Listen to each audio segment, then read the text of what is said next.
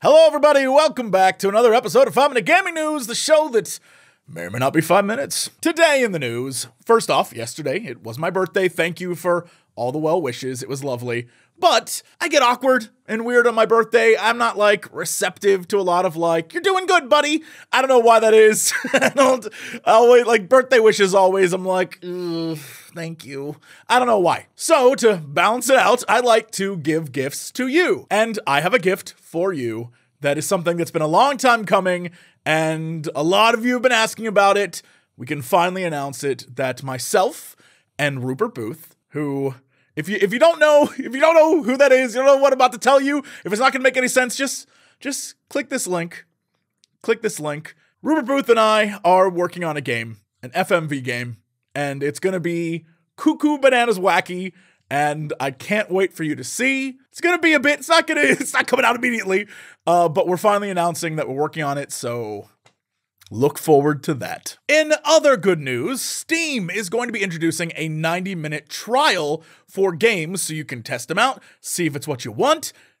And the first one they're doing it with is Dead Space. Accessible via the Dead Space Remake Steam page, the new 90-minute trial version requires players to first install the full game, then hit the Play Now button to begin their free trial period, whereupon a timer will keep track of the minutes still remaining. There doesn't appear to be a progression cap on the trial, meaning players are free to continue as far as they can before their hour and a half expires. So yeah, downloading the full game for a trial seems like a lot, but the fact that it's open-ended and you can do as much as you want in 90 minutes, I think is pretty awesome. And it's the Dead Space remake, which is honestly one of the best games of the year already. So I think this is a win-win for players out there, especially those of you who are like, I don't know, Dead Space seems scary. Give the first hour and a half a try. I'm sure nothing terrifying will happen. You'll love it. Because for titles like Dead Space or any other AAA, 90 minutes is a chance to give you a decent feel for the game. However, with smaller indie titles, sure, those 90 minutes may be more than just a sample. On top of that, again, like I said, installing the full game, while I understand it, I also know that if you don't have the space, that could be prohibitive. What's really interesting here is that Valve has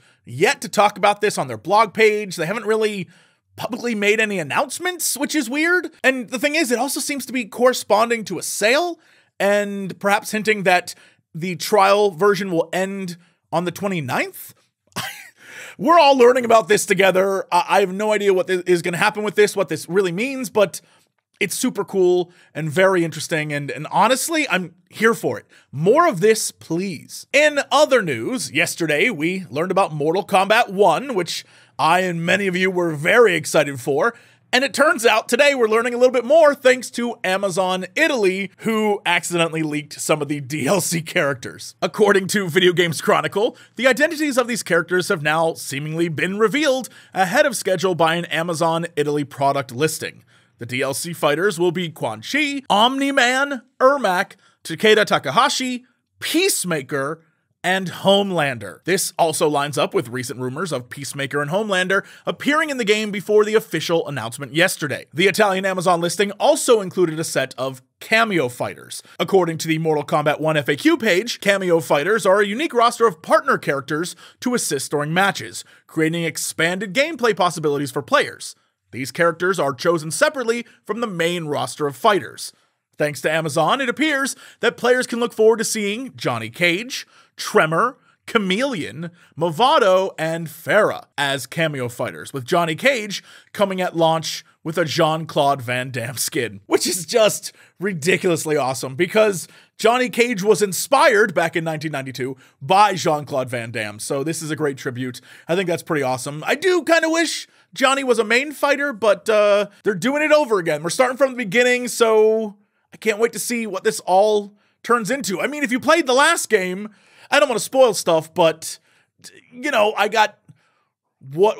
What's Shang Tsung? What's happening there with this? Is this like... Is this like... Go play the last game. Go or look up a wiki of how it ended, and you'll be like, just like I am, very curious. And now including Omni-Man, Homelander, and Peacemaker, finally, I think, we as the internet can have that real power battle that we've always wanted to see. Yeah, I'm absolutely here for it. You know there's gonna be videos like, who's strongest? You don't have to make AMVs or fan fiction anymore. You can just play the game and find out. It's gonna be insane. Speaking of insane, it's time for your Kren Minute.